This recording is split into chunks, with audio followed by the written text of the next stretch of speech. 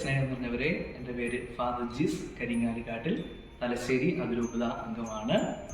ഇന്നത്തെ ദിവസം നമ്മൾ ചിന്തിക്കുന്നത് പുൽക്കൂട്ടിലെ പൂജരാജാക്കന്മാരെ കുറിച്ചും അതുപോലെ തന്നെ ജ്ഞാനികളെ കുറിച്ചും നമ്മൾ ചിന്തിക്കുന്നു.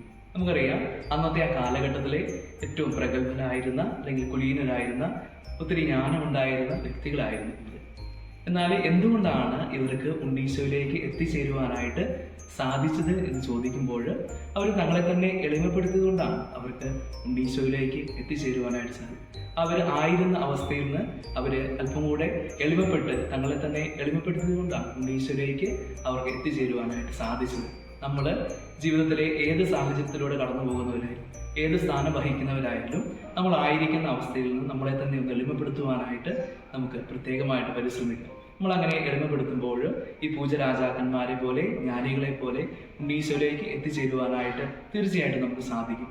തീർച്ചയായിട്ടും ഈ പൂജരാജാക്കന്മാരുടെയും ജ്ഞാനികളുടെയും വഴികൾ ഒത്തിരി ദുർഘടം നിറഞ്ഞതായിരിക്കാം, അല്ലെങ്കിൽ സംശയങ്ങൾ നിറഞ്ഞതായിരുന്നായിരിക്കാം. പക്ഷേ അവർ ഉണ്ണീശോയിലേക്ക് എത്തിച്ചേർന്നപ്പോൾ അവർ ആ സത്യത്തിൽ പൂർണ്ണമായിട്ട് വിശ്വസിക്കുകയും അടിയുറച്ച് ജീവിക്കുകയും ചെയ്തു.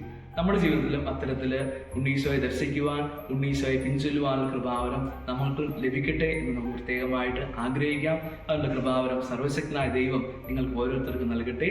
എല്ലാവർക്കും ആഗതമാകുന്ന ക്രിസ്തുമസിൻ്റെ പുതുവത്സരത്തിൻ്റെ മംഗളങ്ങൾ ഒത്തിരി സ്നേഹത്തോടെ നേരുന്നു. നന്ദി.